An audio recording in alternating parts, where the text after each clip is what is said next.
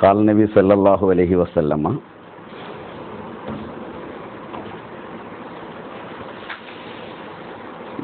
അന്ന മസലി വ മസലുൽ അംബിയാഇ മിൻ ഖബ്ലി കമസലി റജുലിൻ ബനാ ബൈതൻ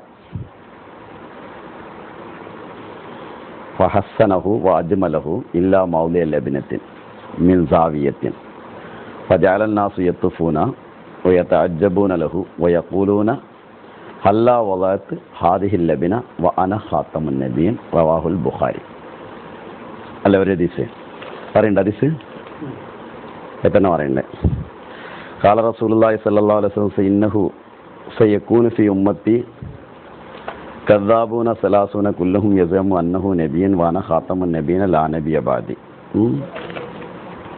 ഖാല റസൂലുള്ളാഹി സ്വല്ലല്ലാഹു അലൈഹി വസല്ലം ഫുദ്ദിൽതു അലൽ അംബിയാഇ ബിസിത്തിൻ وأعطيت جوامع الكلم نصرت بالرابي وهلت لي الغنائم فجعلت لي الأرض مساجد وطهورا وأرسلت إلى الخلق كافة وختم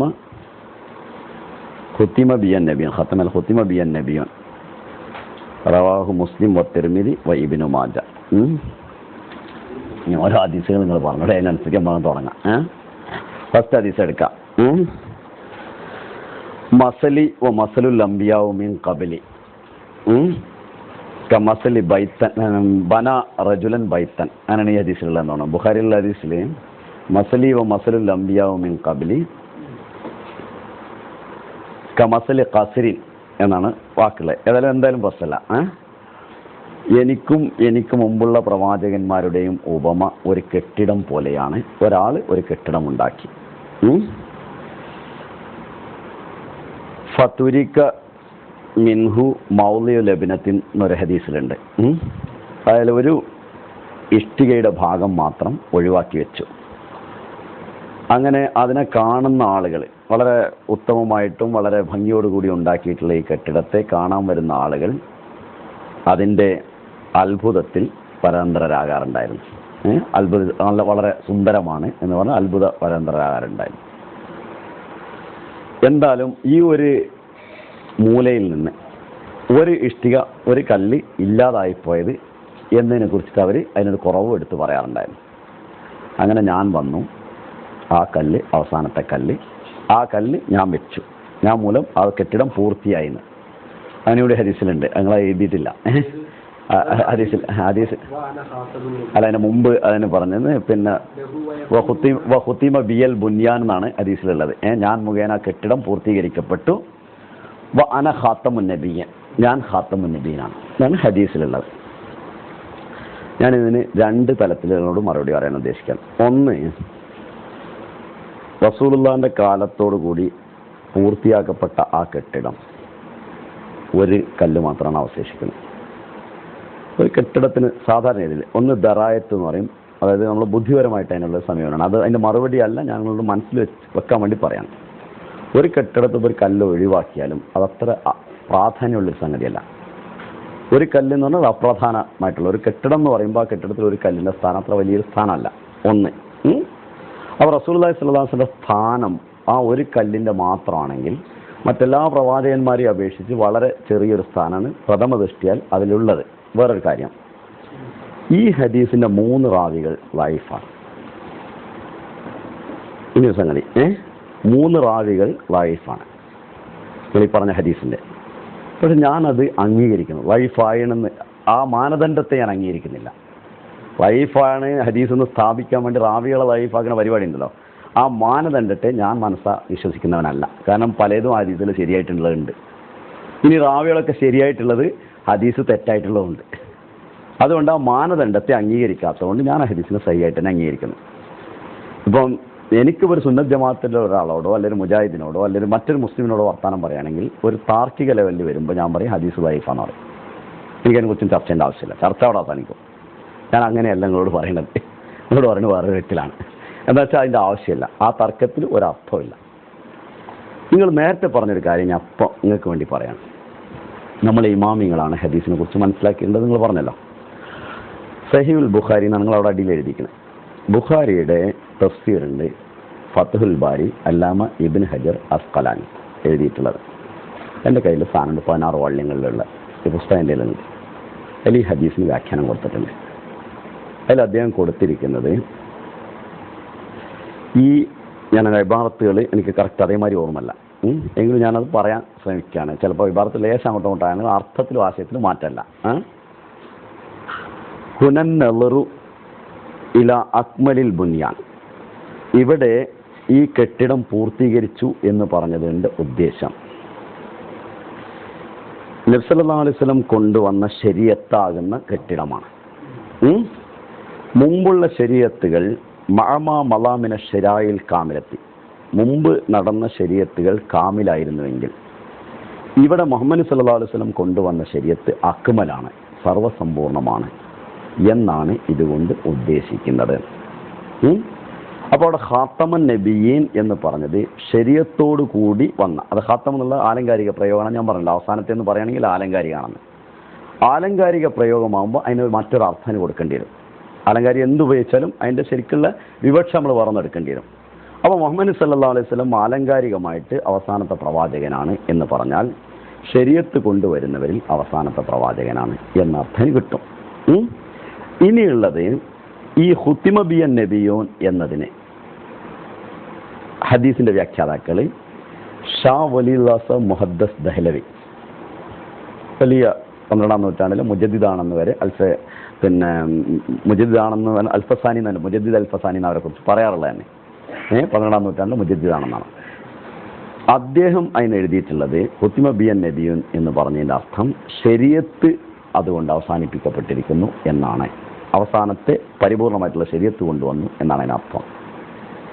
മുഖദ്ദിമ ഉണ്ടല്ലോ നമ്മളെ ഇബ്നു ഖൽദൂന്റെ മുഖദ്ദിമ, അതിലും ഈ ഹദീസിനെ കുറിച്ചിട്ട് യുഫസ്സിറൂന ഖാത്തമൻ നബിയീന ബിൽ ലിബ്നത്തി, ഖാത്തമൻ നബിയീൻ എന്നതിന് ലിബ്നത്തി, ഈ ലിബ്ന കല്ലിനെ കുറിച്ച് പറഞ്ഞ അവസാനത്തെ കല്ലിനെ കുറിച്ച് പറഞ്ഞ ഹദീസ് കൊണ്ട് വ്യാഖ്യാനിക്കാറുണ്ട്. അതിൻ്റെ അർത്ഥം ശരീഅത്ത് ആകുന്ന കല്ലാണ്, ശരീഅത്തോടു കൂടിയുള്ള ഒരു പ്രവാചകൻ വരികയില്ല എന്നാണ് അതിൻ്റെ അർത്ഥമെന്ന് മുഖദ്ദിമ ഇബ്നു ഖൽദൂനിലും ഫത്ഹുൽ ബാരിയിലും എഴുതിയിട്ടുണ്ട്. അപ്പോൾ ഹദീസിനെ കുറിച്ച് ഇമാമിങ്ങൾ മനസ്സിലാക്കിയത് അങ്ങനെയാണ്. ഖാത്തമുൻ നബി എന്ന് പറഞ്ഞാൽ ശരീഅത്തിൽ അവസാനത്തെ ശരീഅത്ത്, അത് ഞങ്ങളും അംഗീകരിക്കുന്നതാണ്. മറ്റെല്ലാ പ്രവാചകന്മാരുടെയും ശരീഅത്തുകളെ അവസാനിപ്പിക്കുന്ന ആളാണ് മുഹമ്മദ് നബി. എല്ലാ ദൗത്യങ്ങളെയും അവസാനിപ്പിച്ച് അവിടെ നിന്ന് അങ്ങോട്ട് മുഹമ്മദ് സല്ലല്ലാഹു അലൈഹി വസല്ലമയുടെ ദൗത്യം, മുഹമ്മദ് സല്ലല്ലാഹു അലൈഹി വസല്ലമയുടെ ശരീഅത്തേ ഉള്ളൂ. ആ അർത്ഥത്തിൽ അത് ആലങ്കാരികമാണ്, അത് റസൂലുള്ളാഹിന്റെ ശ്രേഷ്ഠതയെ കാണിക്കുന്നതാണ്. അത്ര ഇതിനർത്ഥം കൊടുക്കാൻ പറ്റുള്ളൂ. അപ്പം ഞാൻ 3 മറുപടിയാണ് പറഞ്ഞത്. ഒന്ന്, റസൂലുള്ളാഹിന്റെ സ്ഥാനത്തിനനുസരിച്ച് കല്ല് എന്ന് പറയുമ്പോൾ വലിയ സ്ഥാനമൊന്നുമില്ല. അപ്പോൾ ശരീഅത്ത് എന്ന് പറയുമ്പോൾ അവസാനത്തെ ശരീഅത്ത് എന്ന് പറയുമ്പോൾ ആ സ്ഥാനം വരുന്നുണ്ട്. ഇതിന് ഇമാമിങ്ങൾ തന്നെ കൊടുത്ത വ്യാഖ്യാനം ബുഖാരി എന്ന് പറയുമ്പോൾ ബുഖാരിയുടെ വ്യാഖ്യാനമാണ് ഷറഹുൽ ബുഖാരി, ഫത്ഹുൽ ബാരി, അല്ലാമ ഇബ്നു ഹജർ അസ്ഖലാനിയുടേത്. അതിൻ്റെ 2ന്റെ ഉദ്ധരണി നിങ്ങൾക്ക് ആവശ്യമുണ്ട്. 2 ഞാൻ എൻ്റെ കയ്യിലുള്ള ബുക്കുകളാണ്, ഞാൻ ഫോട്ടോ കോപ്പി വേണമെങ്കിൽ നിങ്ങളെ കൈത്തരാം. അപ്പോൾ അതിന് കൊടുത്ത വ്യാഖ്യാനം ശരീഅത്ത് എന്നുള്ള നിലയ്ക്കാണ്. ഇനി ഒരു കാര്യം എന്താ പറയുക, ഇനി നമ്മൾ സാധാരണ ഒരു കുറുക്കി ചോദ്യം ചോദിക്കലുണ്ട്. സാധാരണ ഒരു കല്ല് അതിൻ്റെ ഇടയിൽ നിന്ന് എടുത്തിട്ടുണ്ടല്ലോ, ഈസാ നബി ആകണ കല്ല്, അത് മേലെയാണല്ലോ ഉള്ളത്, അത് ഇപ്പോൾ അവിടെ അല്ലല്ലോ, അതിനൊരു ഓട്ട ബാക്കിയുണ്ടല്ലോ, അവിടെ ഈ ആൾ വെച്ചാൽ മതി എന്നുള്ളത്. അതൊരു കുറുക്ക് ഉത്തരാണ്, നിങ്ങളോട് പറയേണ്ട ഉത്തരമല്ല. ഒരോട്ടം അവിടെ ബാക്കിയുണ്ടല്ലോ, അതിൽ വെച്ചാൽ മതി എന്നാണ് ഞാൻ സാധാരണ ആൾക്കാരോട് പറയാറുള്ളത്. ഇതാണ് എനിക്ക് ആ ഹദീസിനെ കുറിച്ച് പറയാനുള്ളത്. ബാക്കി എന്താ വെച്ചാൽ നിങ്ങൾ ആലോചിച്ചിട്ട് പഠിച്ചിട്ട് ബാക്കി പറയാം. ഇനി അടുത്ത ഹദീസിനെ കുറിച്ച് പറഞ്ഞാൽ എന്തായിരുന്നു അറിയാം. സയക്കൂനു ഫി ഉമ്മത്തി കദ്ദാബൂന സലാസൂന, ഹദീസിലുള്ളത് സലാസൂന കദ്ദാബൂന എന്നാണ്. മുസ്ലിമിലുണ്ട് ഹദീസ്, ബുഖാരിയിലുണ്ട്. കുല്ലുഹും യസാമു അന്നഹു നബിയ, എനിക്ക് ശേഷം 30 കള്ളന്മാർ വരും. മുസ്ലിമിലുള്ള ഹദീസാണ്. അവർ 30 ആളും ഞങ്ങളാണ് നബി എന്ന് പറയും ചെയ്യുന്നു. ഈ ഹദീസിന് മുസ്ലിമിൻ്റെ ഷറഹ് ഇക്മാലുൽ ഇക്മാൽ, ഇക്മാലുൽ ഇക്മാൽ എന്നതിൻ്റെ ഷറഹാണ്, അതിൻ്റെ വ്യാഖ്യാനം എഴുതിയിട്ടുള്ളത്. അതിൽ പറയാണ് ലൗ ഉദ്ദ മൻ തനബ്ബഅ മിൻ സമനിൻ നബി സല്ലല്ലാഹു അലൈഹി വസല്ലം, നബി സല്ലല്ലാഹു അലൈഹി വസല്ലമയ്ക്ക് ശേഷം, ഈ ഇക്മാലുൽ ഇക്മാൽ എഴുതുന്ന കാലത്താണ് പറയുന്നത്, മുഹമ്മദ് സല്ലല്ലാഹു അലൈഹി വസല്ലമയ്ക്ക് ശേഷം വന്ന നബുവത്ത് വാദിച്ചിട്ടുള്ള ആർട്ടിഫിഷ്യൽ നബുവത്ത്, തനബ്ബ എന്ന് പറഞ്ഞാൽ ബാബു തഫാലും, പിന്നെ ആർട്ടിഫിഷ്യലായിട്ട് നബുവത്ത് വാദിച്ച, അതായത് കള്ള നബുവത്ത് വാദിച്ച ആളുകളെ ലൗ ഉദ്ദ നാം എണ്ണുകയാണെങ്കിൽ ലബലഗ ഹാദിഹിൽ അദദു, ഈ എണ്ണം പൂർത്തീകരിച്ച് കഴിഞ്ഞിരിക്കുന്നു. ലാ യഖ്ഫ മൻ യുതാലിയ താരിഖ്, ചരിത്രം വായിക്കുന്നവരിൽ നിന്ന് ഈ യാഥാർത്ഥ്യം ഗോപ്യമല്ല. അതായത് 30 കള്ളന്മാർ വരും എന്ന് പറഞ്ഞ ഈ എണ്ണം പൂർത്തീകരിച്ച് കഴിഞ്ഞിരിക്കുന്നു എന്ന് ഇക്മാലുൽ ഇക്മാൽ എഴുതുന്ന കാലത്ത്, അതിനെ നൂറ്റാണ്ട് സമയം ഞാൻ ആലോചിക്കുന്നില്ല, അത് വേണമെങ്കിൽ ഞാൻ എൻ്റെ കണക്കെടുത്ത് പറയാം, ഏത് കൊല്ലത്തിലാണ് എഴുതിയത്, ആരാണ് എഴുതിയത് ഒക്കെ എടുത്ത് പറഞ്ഞുതരാം. ബുഖാരി മുസ്ലിമിൻ്റെ ഷറഹാണ് ഇക്മാലുൽ ഇക്മാൽ, അതിൽ തർക്കമൊന്നുമില്ല. 30 ആളുകളും വന്നിട്ടുണ്ട് എന്ന് ചരിത്രം തെളിയിക്കുന്നതാണ് എഴുതുന്നത്. ഇനി പറയുന്നത് അല്ലാമ സിദ്ദീഖ് ഹസൻ ഖാൻ സാഹിബ് ഭോപ്പാൽ, അദ്ദേഹം എഴുതിയിട്ടുള്ള ഒരു ഗ്രന്ഥമുണ്ട് ഹുജജുൽ കിറാമ, ഇവിടെ കോഴിക്കോട് ഞങ്ങളുടെ റഫറൻസ് ലൈബ്രറിയിൽ ഉണ്ട് ആ സാധനം. അതിൽ അദ്ദേഹം പറയണേ 30 കള്ളന്മാർ വരുമെന്ന് പറഞ്ഞിട്ടുള്ള ആ കാലഘട്ടം 30 കള്ളന്മാരും ചരിത്രത്തിൽ വന്നതായിട്ട് പൂർവ്വകാല പണ്ഡിതന്മാർ പറഞ്ഞിട്ടുണ്ട്, അത് വാസ്തവമാണ് എന്ന് അദ്ദേഹം എഴുതിയിട്ടുണ്ട്. അപ്പോൾ 30 കള്ളന്മാരെന്ന് പറഞ്ഞാൽ ഒരു പ്രത്യേക ഘട്ടത്തിലാണ് പറഞ്ഞിട്ടുള്ളത്. ഇപ്പോൾ മീർസ സാഹിബ് വാദം ഉന്നയിച്ചതിന് ശേഷം 7 കള്ളപ്രവാചകന്മാർ പഞ്ചാബിൽ തന്നെ ഉണ്ടായിട്ടുണ്ട് എന്നാണ് ഖാദിയാനിസ് എന്നുള്ള മലയാള ബുക്കിൽ എഴുതിയിട്ട്. മീർസ സാഹിബ് ഉന്നയിച്ചതിന് ശേഷം മുഹമ്മദ് ഇല്യാസ് ഭരണി എഴുതിയൊരു പുസ്തകത്തിൽ 1950 കാലഘട്ടത്തിൽ എഴുതിയ പുസ്തകമാണ്. അതിൽ അദ്ദേഹം പറയുന്നത് മൊത്തത്തിൽ ഇന്ത്യയിൽ 7 കള്ളപ്രവാചകന്മാരുണ്ടായിട്ടുണ്ട്. അതിന് ശേഷമാണ് റഷാദ് ഖലീഫ് ഇവരൊക്കെ വന്നത്, ഈ ബുക്കൊക്കെ എഴുതിയതിന് ശേഷം വന്നിട്ടുള്ളത്. അപ്പോൾ 30 എന്ന് റസൂലുള്ള പറഞ്ഞിട്ടുണ്ടെങ്കിൽ അതൊരു ഒരു പ്രത്യേക കാലഘട്ടത്തിലേക്ക് വരുന്ന ഒരു കാര്യത്തെക്കുറിച്ചാണ് പറഞ്ഞിട്ടുള്ളത്. അപ്പോൾ റസൂലുള്ള പറഞ്ഞ ഈ കള്ളപ്രവാചകൻ എന്ന് പറയുമ്പോൾ എൻ്റെ ഉമ്മത്തിൽ നബി വരുന്നും പറഞ്ഞിട്ടുണ്ടല്ലോ റസൂലുള്ള, അതും കള്ളനാവാൻ പറ്റില്ലല്ലോ, അതിന്ന് 30 വേറെ തന്നെയാണല്ലോ. അപ്പോൾ ആ പറഞ്ഞൊരു കാലഘട്ടത്തിലേക്കുള്ള ഒരു ഹദീസ്, അതല്ലാതെ വരുന്നവരൊക്കെ കള്ളനാണെന്ന് ഈ ഹദീസിലോട്ട് ഇല്ലതാണ്.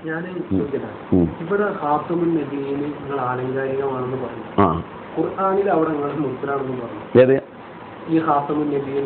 ആലങ്കാരികമായിട്ട് ഭാഷയിൽ രണ്ടും പ്രയോഗിക്കുന്നു. ഞാൻ ഭാഷയിലുള്ള 3 പ്രയോഗമാണ് ഞാൻ എടുത്തു പറഞ്ഞത്. ആ 3 പ്രയോഗം ഞങ്ങൾക്ക് ബാധകമാണ്. ഖുർആനിലുള്ളത് ആലങ്കാരികമായിട്ട് എടുക്കുകയാണെങ്കിൽ അതിൻ്റെ അർത്ഥം ശരീഅത്തിൽ അവസാനത്തെയാണ്.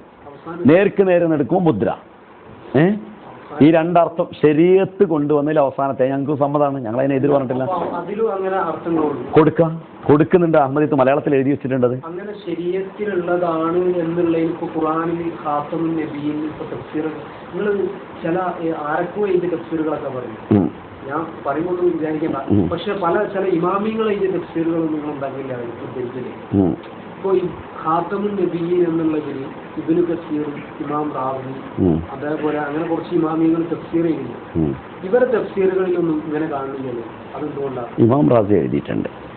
ഇമാം റാസി ഖാത്തമിനെ കുറിച്ച് പറയുമ്പോഴേ ഇമാം റാസി എന്താ പറയുന്നത്? അൽ അഖലു ഖാത്തമുൽ കുല്ലി ലിൽ ഇൻസാനിന, ബുദ്ധി മനുഷ്യന് ഖാത്തമാണ് എന്ന് പറയുന്നത്. കാരണം മനുഷ്യന് എന്തെന്നെ ഉണ്ടെങ്കിലും അതിൽ ശ്രേഷ്ഠമായിട്ടുള്ള ബുദ്ധിയാണ്.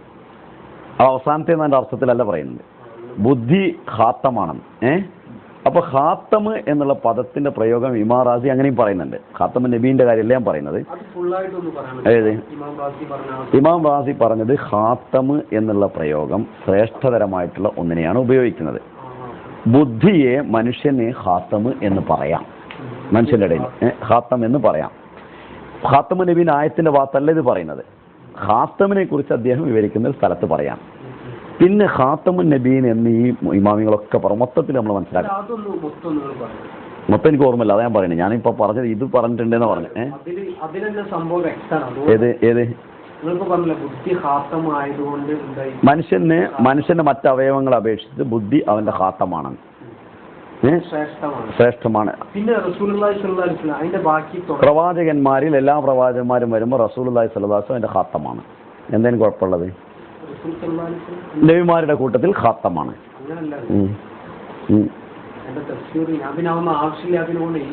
എഴുതി കൊണ്ട് കുഴപ്പമില്ല, നമുക്ക് വേണ്ടാതെ എഴുതി ചർച്ച ചെയ്യാം. ഇനി ഞാനൊരു കാര്യം ഇതിന് മൊത്തത്തിൽ ചർച്ച ചെയ്യാം. എല്ലാ ഇമാമിങ്ങളും നിങ്ങൾ ഈ പറയുന്ന ഇമാമിങ്ങളൊക്കെ നമ്മൾ പറയുന്ന മർമ്മ എവിടെ കിടക്കുന്ന അറിയാം. ഒരു കാര്യം നമ്മൾ വിട്ടിട്ടാണ് ചർച്ച ചെയ്യും. ഞാൻ പിന്നെ നിങ്ങളെ വിട്ടോട്ടെ എന്ന് വിചാരിച്ചിട്ട് അവിടെ പോയതാണ്. എനിക്കതിന് പ്രശ്നമൊന്നുമില്ല. കാരണം നമ്മൾ കാര്യങ്ങൾ അറിയാൻ വേണ്ടി ചർച്ച ചെയ്യാണ്. ഇപ്പോൾ ഞാൻ കൽപ്പിച്ചിട്ട് ഒരു വിഷയത്തിൽ വലിച്ചിടേണ്ട ആവശ്യമില്ല എന്ന് വിചാരിച്ച് നിങ്ങൾക്ക് എന്താ സംശയിച്ച് ആയിക്കോട്ടെ എന്ന് വിചാരിച്ചിട്ടാണ് ഞാൻ ചർച്ച ചെയ്തുകൊണ്ടാണ്. ഈ വിഷയത്തിന് ഒരു ഓർഡർ വൈസ് ചർച്ച ചെയ്യുമ്പോൾ ഈ പ്രശ്നങ്ങൾക്ക് ഒരു പരിഹാരം കാണും. അതെങ്ങനെയെന്ന് വെച്ചാൽ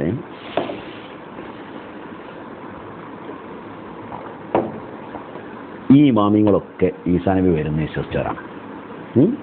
ഖാത്തമുൻ നബീൻ എന്തെന്നെ വ്യാഖ്യാനം കൊടുത്താലും ഈസാ നബി വരുന്ന വിശ്വസിച്ചവരാണ് അല്ലേ? അപ്പോൾ ഖാത്തമുൻ നബീൻ എന്നതിന് ശേഷം ഒരു പ്രവാചകൻ ഉണ്ട് എന്നുള്ള വിശ്വാസക്കാരാണ് എല്ലാവരും. ആ ഉമ്മത്ത് തന്നെ ഉണ്ട്. ഇവിടെ നമ്മൾ തമ്മിലുള്ള അഭിപ്രായ വ്യത്യാസത്തിലുള്ളത് ആ പ്രവാചകൻ മുമ്പ് വന്ന നബിയാണോ വേറൊരാളാണോ എന്നുള്ളത് തർക്കമാണ് ഇപ്പോൾ ഉള്ളൂ. ഞങ്ങളും പറയുന്നത് ഒരാൾ തന്നെ ഉള്ളൂ എന്നാണ്, ഇവരും പറയുന്നത് ഒന്ന് തന്നെയാണ്, മുമ്പ് ഉമ്മത്തിൽ നബി വരാണ്ടെന്ന് എല്ലാവരും പറയുന്നത് തന്നെയാണ്. ഇത് പഴയ ഈസാ നബിയാണോ അതോ വേറൊരാളാണോ എന്നുള്ളതാണ് തർക്കത്തിന് മർമ്മം. അല്ലേ? അവിടെ എല്ലാം നിൽക്കുന്ന സാധനം. അത് പറഞ്ഞ് അതിനൊരു തീരുമാനമായാലേ പഴയ ഈസാ നബി മരിച്ചു പോയിരിക്കുന്നു, അദ്ദേഹം തിരിച്ചു വരികയില്ലെന്ന് ഖുർആൻ കൊണ്ടും ഹദീസ് കൊണ്ടും തെളിഞ്ഞാൽ ഈ തർക്കം അവിടെ വെച്ച് അവസാനിക്കാം. പിന്നെ നിങ്ങൾ ഈ പറഞ്ഞ നബി ഒരാളെന്നെ ആവണല്ലോ, അല്ലാതെ മരിച്ചാൾ ഇങ്ങോട്ട് തിരിച്ചു വരാൻ പറ്റില്ല. മരിച്ചാൾ തിരിച്ചു വരിക എന്ന് ഖുർആൻ തന്നെ പറയാണ്. അപ്പോൾ ഈസാ നബി അലൈഹി ഇസ്ലാം മരിച്ചു എന്നതാണ് അഹ്മദിയ ജമാഅത്തിൻ്റെ ഈ വാദത്തിൽ ശരിക്കും അടിസ്ഥാനം. മരിച്ചിട്ടില്ല എന്ന് തെളിഞ്ഞത് വട്ടപൂജയാണ്, വേറെ ഒന്നുമില്ല. മരിച്ചിട്ടില്ല എന്ന് തെളിയുന്നതോടുകൂടി ഇത് പിന്നെ ഒന്നുമില്ല, സീറോ ആയി. അപ്പോൾ ആ വിഷയമാണ് ആദ്യമായിട്ട് നമ്മൾ ചർച്ച ചെയ്യേണ്ടിയിരുന്നത്. ഞാനതിലേക്ക് വരാതിരുന്നത് വെച്ചാൽ നിങ്ങളതിന് താല്പര്യം കാണിക്കുന്നില്ല, നിങ്ങൾക്ക് പ്രശ്നമില്ലെങ്കിൽ വോട്ടെന്ന് വിചാരിച്ച് വിട്ടാണ്. അത് പറയുന്നത് അത് ഞാൻ എന്തിനാ പറഞ്ഞാൽ പഴയ നബി വരാം എന്ന കാര്യത്തിൽ ഒരു ഇമാമും വേണ്ടാന്ന് പറഞ്ഞിട്ടില്ല. പഴയതാണോ പുതിയാണോ തർക്കമുള്ളൂ. അതായത് ഇവിടെ പല പ്രശ്നങ്ങളും വരുന്നുണ്ട്. പറയുന്ന ആ രീതിയിലൊന്നുമല്ല ചർച്ച എടുക്കുന്നത്. അതായത് ഖുർആൻ പ്രവാചകനെ കുറിച്ച് ഖാത്തമുൻ നബിയ്യീൻ എന്ന് പറയുന്നു. അതിന് നിങ്ങൾ നൽകുന്ന അർത്ഥം മുദ്ര എന്നും, അതേസമയം ഹദീസിലേക്ക് വരുമ്പോൾ അതിന് നിങ്ങൾ കൊടുക്കുന്ന അർത്ഥം അവസാനത്തതാവണം എന്നും. ഇല്ലല്ല, അത് ഞാൻ പറഞ്ഞിട്ടില്ല. ഞാൻ നിങ്ങളോട് ഖാത്തമിനുള്ള അർത്ഥം മൂന്നും പറഞ്ഞു.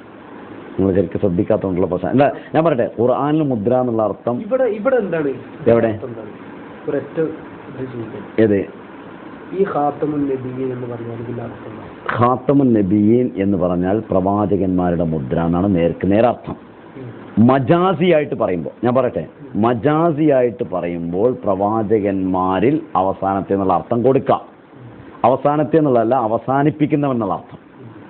അവസാനത്തെ എന്നുള്ള അർത്ഥം കൊടുക്കുക. പ്രവാചകന്മാരുടെ ദൗത്യങ്ങളെ മറ്റു ശരീഅത്തുകൾ അവസാനിപ്പിക്കുന്ന ആൾ, അതായത് അവസാനത്തെ ശരീഅത്ത് കൊണ്ടുവന്ന് ബാക്കിയുള്ളതിനെ അവസാനിപ്പിക്കുന്ന ആൾ. ഇത് മജാസിയായിട്ട് ആലങ്കാരികമായിട്ട് കൊടുക്കാം. ഈ രണ്ടർത്ഥവും ഹദീസിനും യോജിക്കും, രണ്ടർത്ഥവും ഖുർആനും യോജിക്കും. ഞാനിവിടെ ഒരർത്ഥം പറഞ്ഞു എന്നതുകൊണ്ട് മറ്റർത്ഥം എല്ലാം ഞാൻ പറഞ്ഞിട്ടില്ല. ഞാൻ പ്രവാചകന്മാരുടെ മുദ്രയാണ്. എനിക്ക് മുമ്പ് വന്ന എല്ലാ പ്രവാചകന്മാരുടെയും ശരീഅത്താകുന്ന കെട്ടിടത്തിൽ അവസാനത്തെ ആളാണ് ഞാൻ വന്നതെങ്കിൽ അതിൻ്റെ അവസാന ശരീഅത്തുമായിട്ട് വരുമ്പോൾ മറ്റ് പ്രവാചകന്മാരുടെ പ്രവാചകത്വത്തിന് അതറൈസേഷൻ, അവരുടെ പ്രവാചകന്മാരായിരുന്നു എന്നുള്ളത് ഞാനാണ് ഇവിടെ തെളിയിച്ചിട്ടുള്ളത്. നമുക്ക് വേറെ ആരും പറഞ്ഞിട്ട് മനസ്സിലായിട്ടില്ല. നമുക്ക് റസൂലുള്ളാഹി സ്വല്ലല്ലാഹു അലൈഹി വസല്ലം വിശ്വസിക്കുമ്പോൾ റസൂലുള്ളാഹി സ്വല്ലല്ലാഹു അലൈഹി വസല്ലം പറഞ്ഞ അനുസരിച്ചിട്ടാണ് മറ്റ് പ്രവാചകന്മാരുടെ സത്യതയെക്കുറിച്ച് നമ്മൾ മനസ്സിലാകുന്നത്. ക്രിസ്ത്യാനികൾ പറയുന്ന നബി ദൈവമാണ്, അതേപോലെ തന്നെ മറ്റുള്ളവർ പറയുന്ന ദൈവം പിന്നെ നബിമാരൊക്കെ കുഴപ്പക്കാരാണ്. പക്ഷെ നമുക്ക് മുഹമ്മദ് സല്ലല്ലാഹു അലൈഹി വസല്ലമയുടെ സാക്ഷ്യമുദ്ര കൊണ്ടാണ് അവർ സത്യവാന്മാരാണെന്ന് തെളിയുന്നത്. അത് ഞാൻ പറയാം. ലാ നബിയ ബാദി, എനിക്ക് ശേഷം പ്രവാചകനില്ല.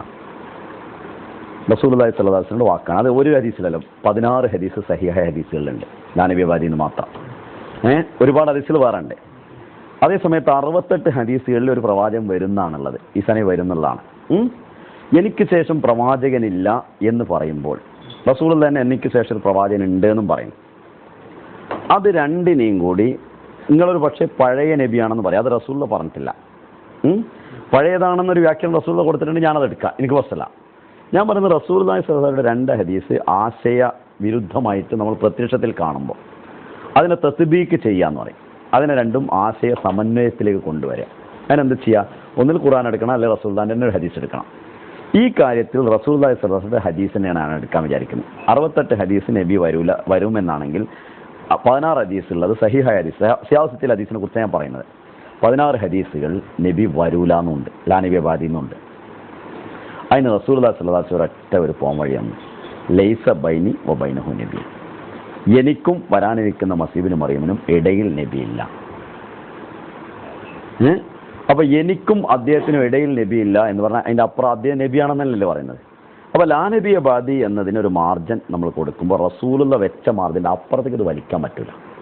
എനിക്കും അദ്ദേഹത്തിനും ഇടയിൽ നബിയില്ല. ലൈസ ബൈനി വ ബൈനഹു നബിയൻ, വരാനിരിക്കുന്ന മസീബിനും മറിയമിനെ കുറിച്ച് പറഞ്ഞിട്ട് പറയാണ് ലൈസ ബൈനി വ ബൈനഹു നബിയൻ. അല്ല, എനിക്കും അദ്ദേഹത്തിനും ഇടയിൽ നബിയില്ല എന്ന് പറഞ്ഞാൽ അദ്ദേഹം നബിയാണെന്നല്ലേ പറയുന്നത്.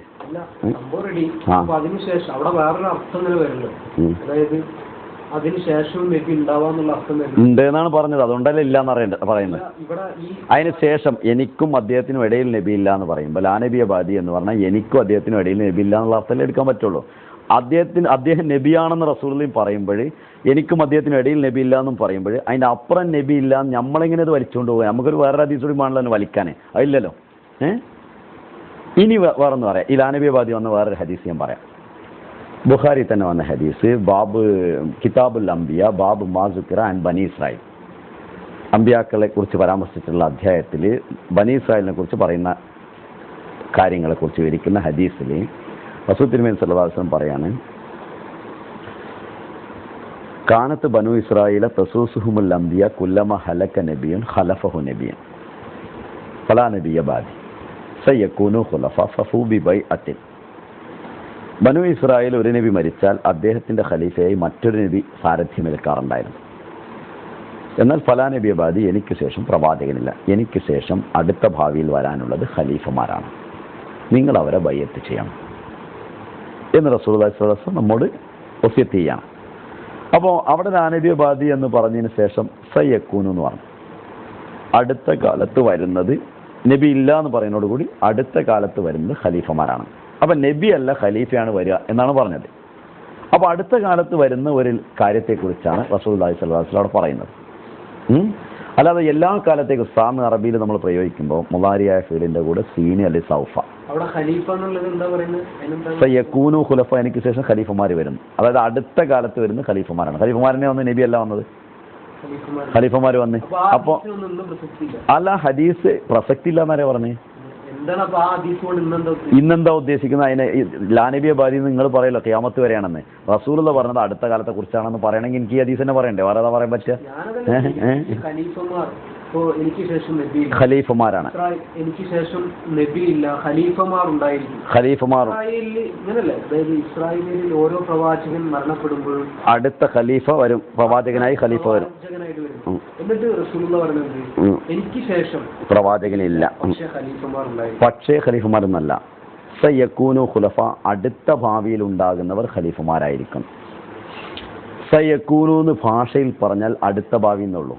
അതിനാണ് സീന് കൊണ്ടല്ലേ. സയഖൂലു സുഫഹാഉ, അടുത്ത ഭാവിയിൽ വിഡ്ഢികൾ പറയും, മാ വല്ലാഹു മൻ ഖിബ്ലത്തിഹിമുല്ലത്തി കാനു അലൈഹ, അവർ ഉണ്ടായിരുന്ന ഖിബ്ലയിൽ നിന്ന് വേറെ ആരാണ് ഇപ്പൊ തിരിച്ചത്. നിങ്ങളെപ്പോലത്തെ ആൾക്കാർ മറ്റേ പറയുമ്പോൾ പറയണം അടുത്ത കാലത്താണ് ഖിലാഫത്തിനെ കുറിച്ച് പറഞ്ഞത്, എല്ലാ കാലത്തിനും അല്ല എന്ന് പറയണം. ലാ നബിയ ബാദിയുടെ അർത്ഥം അത്രയേ ഉള്ളൂ എന്ന് പറയണമെങ്കിൽ അത് പറയണ്ടേ. വേറെ സംഗതി, ഹദീസിന് എല്ലാ കാലത്തും പ്രസക്തി ഉണ്ടാവണം എന്നാരാ പറഞ്ഞത്? ഇപ്പൊ ഞാനിപ്പോ അതിന് തർക്കിക്കേണ്ട ഒരു ആവശ്യം എനിക്കില്ലല്ലോ. എല്ലാ കാലത്തും ഹദീസിൽ പ്രസക്താണ്. അത് ഖുർആന് എല്ലാ കാലത്തും. അതായത് ഖുർആനിൽ ഒരു ദുർബലമായതോ ഒന്നുമില്ല. ഇത് ഒരു സെക്കൻഡ് അവിടെ തന്നെ എനിക്ക് കണ്ണിക്കണ്ടേ. അഹ്ലുസുന്നത്തി വൽ ജമാഅത്ത് എഴുതി വെച്ചിരിക്കുന്നത് ദുർബലം ഉണ്ടെന്നാ ഖുർആനും പറയുന്നുണ്ടല്ലോ. പിന്നെ ഇതിപ്പോ നിങ്ങൾ എവിടെ പറഞ്ഞു? ഖുർആനിൽ അൻസുഖുണ്ട് ദുർബലപ്പെട്ട ദുർബലമാക്കിയാൽ തന്നെ നിങ്ങൾക്ക് അതിനേക്കാൾ മെച്ചമായത് കൊണ്ടുവരുന്നു. നമ്മൾ ദുർബലം ആക്കിയാൽ തന്നെ പറഞ്ഞിട്ട് ആക്കിയിട്ടില്ലല്ലോ. ദുർബലമാക്കിയതിന് അവിടെ ഖുർആനാണെന്ന് വാക്കുണ്ടോ? അവിടെ ഖുർആൻ ഉണ്ടോ? ആ വാക്കിൽ മാനൻസഖ് മിൻ ആയത്തിൻ ഔ നുൻസിഹ ബിഹാ നഅതി ബിഹാ ഔ ഖൈറിൻ മിൻഹാ, സൂറത്തുൽ ബഖറ. ഞാനൊരു ആയത്തിന് ഒരടയാളത്തെ മൻസൂഖ് ചെയ്താൽ, ആയത്ത് പറഞ്ഞ അടയാളാണ്, അല്ലാതെ ആയത്ത് ഖുർആനല്ല. ഖുർആന ദുർബലപ്പെട്ടത് എന്ന് പറഞ്ഞാൽ പിന്നെ തൗറാത്ത് ദുർബലപ്പെട്ടത്, ഇഞ്ചീൽ ദുർബലപ്പെട്ടത്, സബൂർ ദുർബലപ്പെട്ടത്. അതേമാതിരി ഖുർആനിൽ ഇനിയിപ്പോൾ ദുർബലപ്പെട്ട് എടുത്തിട്ട് എഡിറ്റ് ചെയ്തിട്ട് പുതിയ ഖുർആൻ ഓതേണ്ടി വരില്ലേ നമ്മൾ? അതൊക്കെ എങ്ങനെ നമ്മൾ ഇങ്ങനത്തെ വിശ്വാസമൊക്കെ വെച്ച് പുലർത്തലെങ്ങനെ? ഇപ്പൊ ഞാനതല്ല പറഞ്ഞത് ദുർബലപ്പെട്ട ഇല്ലാന്നപ്പോ നിങ്ങൾ പറഞ്ഞത്. നിങ്ങൾ പറയുന്ന ഈ ഖുർആന്റെ നേരിട്ടുള്ള അർത്ഥം ഉണ്ടല്ലോ, ഇപ്പൊ നമ്മൾ അങ്ങനെ സംസാരിക്കരുത്. ഇപ്പൊ മുൻകഴിഞ്ഞ ഇമാമിങ്ങൾ പറയുന്ന പല കാര്യങ്ങളും നിങ്ങൾ ഉണ്ടാക്കില്ല. ദുർബലപ്പെട്ടു പറഞ്ഞാൽ എങ്ങനെ എടുക്കുക? ദാലിക്കൽ കിതാബുൽ ലാ റൈബ ഫീഹി, ഇത് പരിപൂർണമായ ഗ്രന്ഥമാണ്, ഇതിൽ യാതൊരു സംശയവുമില്ല. ഹുദല്ലിൽ മുത്തഖീങ്ങൾക്ക് ഹിദായത്താണ്. പിന്നെ അതിലോ ഈ ആയത്ത് ഈ ആയത്ത് ഇല്ലാത്തതാണ്, ഇതിപ്പോ വേണ്ടാത്താണ് പറഞ്ഞാൽ കുടുങ്ങിയില്ലേ നമ്മള്? അങ്ങനെ ഖുർആനിൽ അങ്ങനത്തെ ഒരു സംഭവമില്ല. പിന്നെ ദുർബലപ്പെടുത്തി എന്നുള്ളത് അത് പഠിക്കേണ്ട വിഷയമാണ്. അതെ, അങ്ങനെയുണ്ട് ഇസ്ലാമിൽ ചില വിഷയങ്ങൾ. ദുർബലപ്പെട്ട ആയത്തുണ്ട് എന്ന് പറഞ്ഞിട്ട് അത് ഇന്ന ആയത്താണെന്ന് വിചാരിക്കുന്നത് അലി സുന്നത്തി ജമാഅത്തിന്റെ കിതാബിലെ. പക്ഷെ ദുർബലപ്പെട്ടതല്ലാന്ന് ഞാൻ പറയണേ. ഖുർആൻ ആ വചനം വേണ്ട എന്ന് അഹ്ലുസുന്നത്ത് വൽ ജമാഅത്ത് അങ്ങനെയാണെന്നാണോ? ഏത് ദുർബലപ്പെടുന്ന കാര്യമോ? അതായത് ദുർബലപ്പെടുത്തിയത് എഴുതി വെച്ചില്ലേ, ആ ഖുർആന്റെ വചനങ്ങളൊന്നും വേണ്ടതാണ്. അതിട്ട് എന്താ കാട്ടണ്ട നിങ്ങൾ പറയേണ്ട പ്രസക്തി എന്താ? അപ്പൊ നിങ്ങളോട് എനിക്ക് അങ്ങോട്ടാ ചോദിക്കാം, എന്നോട് എന്തിനാ ചോദിക്കണേ? നിങ്ങളോടല്ലേ ചോദിക്കണം. അല്ല, നിങ്ങൾ അങ്ങനെ പറഞ്ഞു നടക്കുന്നുണ്ടാവണോ? തീർച്ചയായിട്ടും അതിനെ സംബന്ധിച്ച് നിങ്ങൾ അറിഞ്ഞിരിക്കലും നിർബന്ധമാണ്. അല്ല, അത് അതൊരു പ്രത്യേകമായിട്ടുള്ള ഒരു ചർച്ചയുടെ മേഖല ദുർബലപ്പെടുത്തി അറിയുന്നത്. അത് നമുക്ക് ഇൻഷാ അല്ലാഹ് ചർച്ച ചെയ്യാൻ കുഴപ്പമൊന്നുമില്ല. ഖുർആനിൽ ദുർബലപ്പെട്ട ഒരായത്തല്ല, ഒരു ആകാര വികാരം കൂടി ഇല്ലാന്ന് സ്ഥാപിക്കാൻ പൂർണ്ണമായിട്ട് ഞാൻ തയ്യാറാണ്. ഇതെന്നാണ് നമ്മൾ, അതായത് പരിപൂർണമായിട്ട് അഹ്ലുസുന്നത്തിന്റെ വിശ്വാസം അതാണ്. അഹ്ലുസുന്നത്തിന്റെ വിശ്വാസം ഞാൻ ചെമ്മാടെന്ന് പ്രസിദ്ധീകരിക്കുന്ന ഖുർആനിക്ക് ഡൈജസ്റ്റ് ഉണ്ട്, നിങ്ങൾ ഈ പറയുന്ന സുന്നികൾ തന്നെ. അതിലെന്താ എഴുതിയിരിക്കുന്നത് അറിയോ? മലയാളത്തിൽ എഴുതിയാ പറയണേ, ബാക്കി നാസിഖ് മൻസൂഖ് കിതാബൻ എൻ്റെ അടുത്ത് പറഞ്ഞിട്ടുണ്ട്. AP സുന്നി ആയാലും വേണ്ടില്ല, സംസ്ഥാന സുന്നി ആയാലും വേണ്ടില്ല, അതല്ല മറ്റേ EK സുന്നി ആയാലും വേണ്ടില്ല. ഇപ്പോൾ കേരളത്തിലെ സുന്നി, അവിടുന്ന് അങ്ങോട്ട് അഹ്ലുസുന്നത്തി വൽ ജമാഅത്ത് പറഞ്ഞാൽ ജമിയത്തുൽ ഉലമ ഉണ്ട്, ജമാഅത്തെ ഹിന്ദ് ഉണ്ട്, ജമാഅത്തുൽ ഉലമ ഉണ്ട് തമിഴ്നാട്ടിൽ. അവിടുന്ന് കുറച്ച് അങ്ങോട്ട് പോയിട്ടുള്ള ഇതിൻ്റെ ഒക്കെ ദിവസം നടന്ന് വർത്തമാനം പറയുന്ന ആൾക്കാരാണ് ഞങ്ങൾ. അതുകൊണ്ട് ഞാൻ പറയുന്നത്, ഒറ്റ സുന്നിക്കും ദുർബലപ്പെട്ട ആയത്തില്ല എന്നുള്ള അർത്ഥം. സുന്നിയല്ല, അഹമ്മദിയ ജമാഅത്ത് അല്ലാത്ത ഒരു പ്രസ്ഥാനം, അഹ്ലെ ഖുർആനി പറയുന്ന ചേകന്നൂരുണ്ടല്ലോ, അച്ചങ്ങായി വരെ പറഞ്ഞത് ദുർബലപ്പെട്ട ആയത്തിലുണ്ടെന്നാണ്. പക്ഷെ അത് ഇല്ല എന്നാണ് ഞങ്ങൾ പറയുന്നത്. ഒക്കെ ഇന്ന് നിലവിലുള്ളതാണ്, ഒക്കെ അർത്ഥമുള്ളതാണ്. ഒരു ദുർബല എങ്ങനെ എന്ത് ഒരർത്ഥത്തിലും ദുർബലല്ല.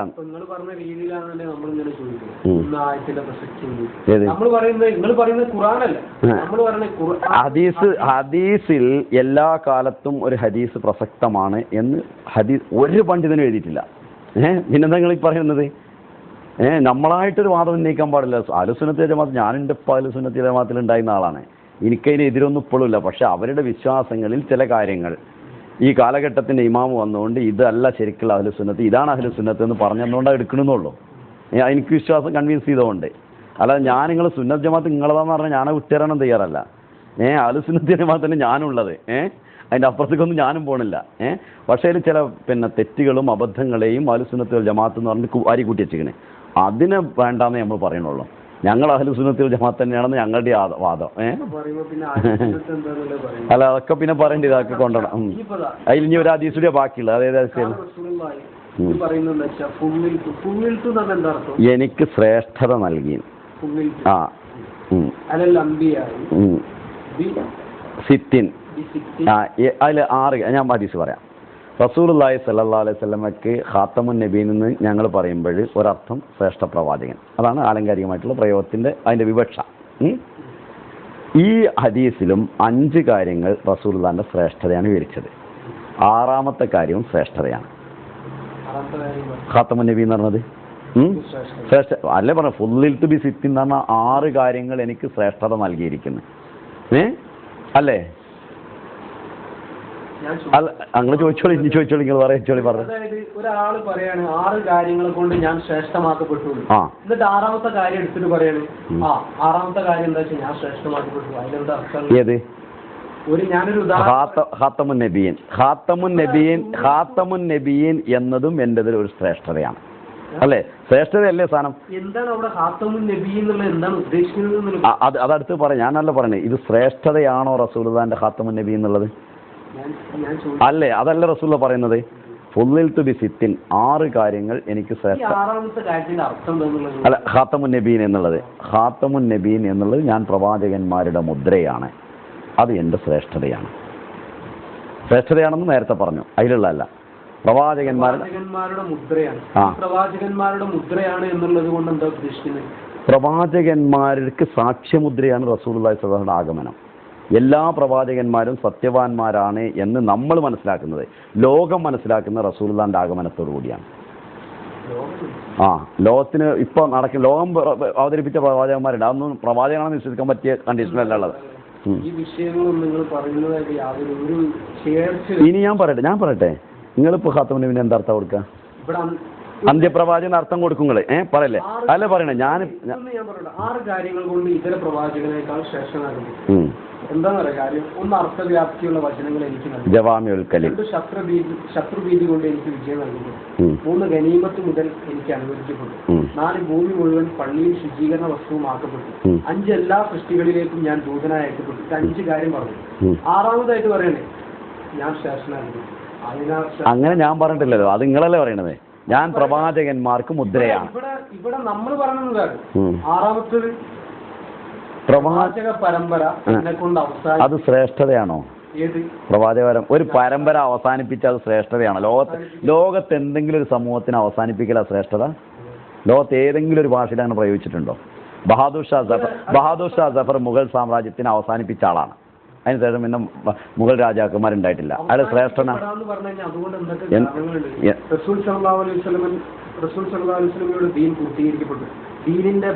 അതൊക്കെ അടുത്ത ചർച്ചകളാണ്. റസൂൽ എന്ത് കൊണ്ടുവന്നുള്ള ചർച്ചയെ വേറെയാണ്. ഈ വിഷയത്തിൽ ഉൾക്കൊണ്ടതാണ് അത്. അതുകൊണ്ടാണ് പറയുന്നത്. അതായത് എന്തുകൊണ്ട് പ്രവാചക പരമ്പര അവസാനിപ്പിക്കപ്പെട്ടു എന്നിലൂടെ, അതിനെന്താ കാരണം? ഇവിടെ ദീനിന്റെ ബാഹ്യമായതും ആന്തരികമായിട്ടുള്ള ജ്ഞാനങ്ങളും എനിക്ക് നൽകപ്പെട്ടു. എന്നിലൂടെ നിങ്ങൾക്ക് നിങ്ങളെ സകല പ്രശ്നങ്ങൾക്കും പരിഹാരമാണ്. അങ്ങനെ സകലവിധ പ്രശ്നങ്ങളും റസൂൽ സല്ലല്ലാഹു അലൈഹി വസല്ലം എന്തിന് അലിയോമ അക്മൽത്തുലക്കും ദീനിക്കും എന്ന് പറഞ്ഞപ്പോ ഒരു ചെറിയൊരു സംഭവമുണ്ട്. അന്നത്തെ ജൂതന്മാര് സഹാബാക്കളോട് അന്നത്തെ ജൂതന്മാര് പറഞ്ഞല്ലോ, ഞങ്ങൾക്കാണ് ഈ വചനം വെറുക്കപ്പെട്ടതെങ്കിൽ തീർച്ചയായിട്ടും ഞങ്ങൾ സന്തോഷിക്കുമായിരുന്നു. ഞങ്ങൾ പെരുന്നാളായിട്ട് കൊണ്ടാടുമായിരുന്നു പറഞ്ഞു. അങ്ങനെ പറയുന്നത് കർത്താവിനോട് പറഞ്ഞത്. അങ്ങനെ പറഞ്ഞു. അങ്ങനത്തെ ഒരു സംഭവമുണ്ട്. അപ്പൊ അവിടെയൊക്കെ ഇവരെന്താണ് എന്താ വെച്ചാല് ഇവരിലൂടെ സംഭവം പൂർത്തീകരിക്കപ്പെടാം എന്ന് പറയുന്നത് അതൊരു ശ്രേഷ്ഠതനാണ്. അല്ലാന്ന് ഞാനും പറഞ്ഞിട്ടില്ലല്ലോ. ഒരു സാധനം പൂർത്തീകരിച്ച പിന്നെ ഉണ്ടാവില്ല എന്നാരാ പറഞ്ഞത്? അതാണ് ഞാൻ പറഞ്ഞത്. മഴ പൂർത്തീകരിച്ചു. ഇക്കൊല്ലം പുഴും മഴ പെയ്ത് പൂർണ്ണമായിട്ട് മഴ കിട്ടി. അതാണ് അനുഗ്രഹമാണ്. ഒരാൾക്ക് ആരോഗ്യം പൂർത്തീകരിച്ചു, അതിന്റെ പിറ്റേന്ന് പിന്നെ രോഗിയാവുന്ന അതിന്റെ അർത്ഥം അല്ല. മഴ ഈ കൊല്ലം ആരോഗ്യം പൂർത്തീകരിച്ചു പൂർണ്ണ ആരോഗ്യം, ഈ രണ്ട് എന്താ പറയാ ഉപമകളും രണ്ട് പൂർണ്ണ ആരോഗ്യവാനായ ഒരാള് പറയോ? അതിന്റെ അർത്ഥം പിറ്റേന്നാൾ രോഗി, അയാൾക്ക് പൂർണ്ണ ആരോഗ്യവാനായിട്ട് ഒരാളെന്ന് ആരും പറയില്ല. ആരും പറഞ്ഞിട്ടില്ല ഇതുവരെ. എന്ത് പറയാ? ഒരാള് ആരോഗ്യവാനാണ്, പൂർണ്ണ ആരോഗ്യവാനാണ് എന്ന് പറഞ്ഞിട്ടില്ലാരും പറഞ്ഞിട്ടുണ്ട്. അതിന്റെ അർത്ഥം പൂർണ്ണമായ അയാൾക്ക് ആരോഗ്യം പൂർണ്ണമായി. കാരണം ഇനി നാളെ മുതൽ രോഗിയാന്ന് അതിന്റെ അർത്ഥം. പിന്നെ ഇനി ആരോഗ്യം ഉണ്ടാവില്ല എന്നർത്ഥം. അല്ല, പൂർണ്ണമാകുന്ന ഏത് സാധനമാണ് അത് അവസാനത്തെയാണെന്ന് പറഞ്ഞിട്ടില്ലെന്ന് ഞാൻ ചോദിച്ചത്. ലോകത്ത് ഖുർആൻ പറഞ്ഞതോ അല്ലെങ്കിൽ ആരെങ്കിലും ഒരു മൂക്ക് കീപ്പിട്ടാക്കിയിട്ടുള്ള ബുദ്ധിയുള്ള ഒരു മനുഷ്യൻ പറഞ്ഞതോ അവസാനത്തതാണ് പൂർണ്ണമായത് എന്ന് ആരാ പറഞ്ഞതെന്നാണ് ചോദിച്ചത്. പൂർണ്ണമായി എന്നതിനാൽ അവസാനിക്കാന്ന് നിങ്ങൾ പറഞ്ഞാൽ എനിക്ക് എടുക്കാൻ പറ്റില്ലല്ലോ. ശരിക്കും ആറാമത്തെ എണ്ണം പറയുമ്പോൾ ആറാമത്തെ പ്രവാചക പരമ്പര എന്നെ കൊണ്ട് അവസാനിപ്പിക്കപ്പെട്ടു എന്ന് പറയുമ്പോൾ അവസാനിപ്പിക്കപ്പെട്ടു നിങ്ങളാ പറയണ. ഖാത്തമിന് അർത്ഥം എത്തിയിട്ടില്ല. ഖാത്തം എന്നതിന് അവസാനിക്കപ്പെട്ടു എന്ന് നിങ്ങൾ നബിനെ കുറിച്ച് പറയുമ്പോൾ മാത്രമാണ് പറയണേ. ലോകത്ത് ഈ അറബി എന്തിനുപയോഗിക്കുമ്പോൾ നിങ്ങൾ പറയില്ല. ലോകത്ത് ഖാത്തം എന്ന പദം പ്രവാചകന്മാരെ കൂടെ അല്ലാതെ ഒരുപാട് സാധനങ്ങളുടെ കൂടെ പറഞ്ഞിട്ടുണ്ട്. ഷൂറാക്കളെ കൂടെ പറഞ്ഞിട്ടുണ്ട്, വലിമാരെ കൂടെ പറഞ്ഞിട്ടുണ്ട്, മുഹാജിരിങ്ങളെ കൂടെ പറഞ്ഞിട്ടുണ്ട്, പിന്നെ മുഹക്കിങ്ങളുടെ കൂടെ പറഞ്ഞിട്ടുണ്ട്, മുഹദ്ദസീങ്ങളുടെ കൂടെ പറഞ്ഞിട്ടുണ്ട്, മുഹദ്ദിസീങ്ങളുടെ കൂടെ പറഞ്ഞിട്ടുണ്ട്. ഖാത്തം എന്നുള്ള പ്രയോഗം അറബിയിൽ പല കാര്യങ്ങൾക്കും അറബിയിൽ പ്രയോഗിച്ചിട്ടുണ്ട്. അവിടെ എവിടെയും അതിന്റെ അവസാനത്തെ എന്ന അർത്ഥം ആരും കൊടുത്തിട്ടില്ല. ഇവിടെ മാത്രമാണ് നിങ്ങൾ കൊണ്ട് അതാ നിങ്ങൾ പറയുന്നത്. നിങ്ങൾ ഒറ്റ ഉദാഹരണം തന്നാൽ ഞങ്ങളെ പിന്നാലെ വരാം. ഖാത്തമുൽ ഔലിയ എന്ന് റസൂലുള്ള പറഞ്ഞു. ഇക്ബാലിന്റെ ഗുരുവിനെ കുറിച്ച് പറഞ്ഞത് എന്താ വെച്ചാല്, എന്റെ ഗുരു അവസാനത്തെ ഗുരുവാണ്, ഇതിന് ശേഷം മറ്റൊരു ഗുരു ഉണ്ടാവില്ല. മൂപ്പിൽ ഉപയോഗിച്ച ഖാത്തമുൽ ഔലിയ. ഒരു മിനിറ്റ്, ഒരൊറ്റ മിനിറ്റ്. ഞാൻ ചാലഞ്ച് ചെയ്യുന്ന ഇക്ബാൽ എവിടെ പറഞ്ഞത്? ഇക്ബാലിന്റെ മുഴുവൻ പദ്യങ്ങളും പഠിച്ച് പരീക്ഷ എഴുതിയ ആളായതുകൊണ്ടാണ് ഞാൻ പറയുന്നത്. ഇക്ബാൽ എവിടെയത് പറഞ്ഞത്? എവിടെ പറഞ്ഞേരി. ഞാൻ ചാലഞ്ച് ചെയ്യാണ്. തൻ്റെ ഗുരുവെക്കുറിച്ച് ഖാത്തമുൽ ഔലിയ എന്ന് പറഞ്ഞത് എവിടെയാണെന്ന്. കാരണം ഇക്ബാൽ പറഞ്ഞ എന്താ അറിയോ? എൻ്റെ ഗുരുക്കൾ പിന്നെ വെസ്റ്റേൺ ആണ് എൻ്റെ ഗുരുക്കളെന്ന്. വെസ്റ്റേൺ ഞാൻ പഠിച്ചത് യൂറോപ്പിൽ നിന്നാണ് പഠിച്ചത്. ആ യൂറോപ്പിൻ്റെ ഗുരുക്കളാണ് എൻ്റെ ഗുരുക്കന്മാർ. അതിനനുസരിച്ച് ഇസ്ലാമിനെ ഞാൻ ഇട്ടുകൊടുത്തു എന്നാണ്. ആ യൂറോപ്യൻ തത്വശാസ്ത്രത്തിനനുസരിച്ചാണ് ഞാൻ ഇസ്ലാമിനെ വ്യാഖ്യാനിച്ചതെന്ന് അദ്ദേഹം തന്നെ പറഞ്ഞു എഴുതിയിട്ടുള്ളത്. ഇക്ബാലിന്റെ കവിതകൾ അതന്നെ പറയണത് ഇല്ലാന്നെ പറയണത്. ഇക്ബാലിന്റെ കവിതകൾ പഠിച്ച് പരീക്ഷ എഴുതിയാണ്. അതിന് അദീഫാദിൽ എടുത്ത ആളാണ് ഞാൻ. എനിക്ക് പഠിച്ചാലൊന്നുമില്ല. ഞാൻ ഇപ്പൊ പറയുന്നത് എന്താ അറിയോ? അല്ല, അതവിടെ നിങ്ങൾ നിന്നില്ല, സംഗതി നിന്നില്ല. ഇക്ബാൽ കവിത എഴുതിയതൊക്കെ ഉറുദുല. ഞങ്ങളോട് ചോദിച്ചത് അറബിയുടെ ഇതാണ്.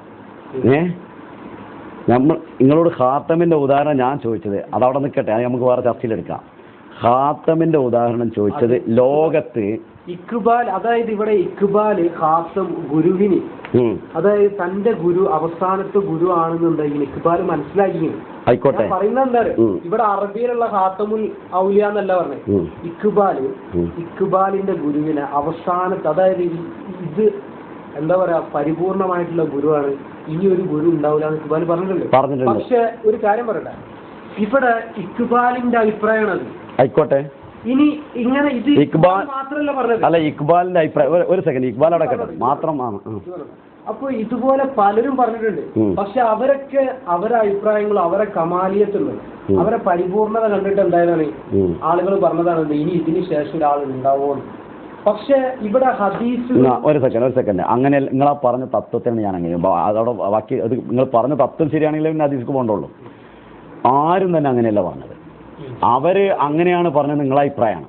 ഒരു കവി അബൂ തമാമിനെ കുറിച്ചിട്ട് അതിനുശേഷം അദ്ദേഹം മരിക്കുമ്പോൾ അതിന് താസിയത്ത് എഴുതിക്കൊണ്ട്, അതിൻ്റെ വിലാപകാവ്യം എഴുതിക്കൊണ്ട് ഒരു കവിയാണ് പറയുന്നത് അബൂ തമാം ഖാത്തമുഷ്വറാണെന്ന്.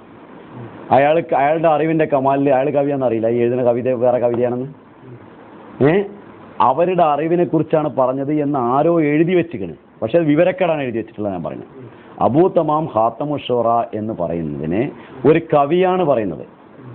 ഖാത്തമുഷ്വറായി, കവികളിൽ ഖാത്തമായിരുന്നു അദ്ദേഹം അബൂ തമാമെന്ന്. അത് അദ്ദേഹം എഴുതുന്നത് അറബി കവിതയാണ്. അപ്പോൾ അദ്ദേഹത്തിന്റെ അറിവിൽ അവസാനത്തെയാണ് ആ കവിയെങ്കിൽ അയാൾ എന്തിനാ പിന്നെ കവിത എഴുതിയത്? അല്ല, അപ്പൊ കവികളിൽ ഞാൻ പറയുന്നത് എന്താ അറിയോ, ഞാൻ പറഞ്ഞു വരുന്നത് ഇപ്പൊ നിങ്ങൾ പറയുന്നത് എന്താ വെച്ചാൽ ഞാൻ പറയുന്നത് ശരിയാണെന്ന് നിങ്ങൾ പറയുന്നത്. എല്ലാവരും ഖാത്തം എന്ന് പ്രയോഗിച്ചിട്ടുണ്ട് അവരെ അറിവിലനുസരിച്ചിട്ട് അവസാനത്തെ എന്നുള്ള അർത്ഥത്തിൽ പറഞ്ഞോളാം. നിങ്ങൾ പറയും ചിലപ്പോൾ നിങ്ങളുടെ ഗുരുവിനെ സംബന്ധിച്ച്, ചിലപ്പോൾ നിങ്ങൾക്ക് ഇതിന് വേണ്ടിയിട്ട് എന്ത് പറയും, ഞാൻ അങ്ങനെ പറയാതെ നിങ്ങൾ പറയും. നിങ്ങളുടെ ഗുരുവിനെ സംബന്ധിച്ച് നിങ്ങൾ ആ ഗുരുവിന്റെ അറിവ് കണ്ടിട്ട് നിങ്ങൾ പറയും ഇതുപോലത്തെ ഒരാൾ ഇനി ഉണ്ടാവില്ല, അങ്ങനെ പറയും. അതിന്റെ അർത്ഥം ഉണ്ടാവില്ല എന്നല്ല. അല്ല, ഞാൻ നിങ്ങളോട് അതൊന്നല്ല ചോദിച്ചു. ഞാൻ നിങ്ങളോട് പറഞ്ഞ എന്താ അറിയോ, നിങ്ങൾ പറഞ്ഞതുപോലെ അവസാനത്തെ അർത്ഥത്തിൽ ഏതെങ്കിലും ദുന്യാവിൽ മൂക്ക് കീഴ്പ്പെട്ട ഒരു കാട്ടറബിയെങ്കിലും പറഞ്ഞുകൂടാന്നാ ചോദിച്ചത്. അങ്ങനെ ഒരാൾ പറഞ്ഞിട്ടുണ്ട് അതിന്റെ അർത്ഥം പറയണമെന്നുള്ളതാണ് ഞാൻ പറഞ്ഞത്. ഞാൻ പറയുന്നത് ഖാത്തം എന്നുള്ള പ്രയോഗം അറബി ഭാഷയിൽ പ്രയോഗിച്ച എല്ലാ പ്രയോഗ വക്താക്കളും പറയുന്നത് സമുദായത്തിൽ അവസാനത്തെ എന്ന് ഞാൻ പറഞ്ഞ മുഴുവൻ ആയിക്കോട്ടെ.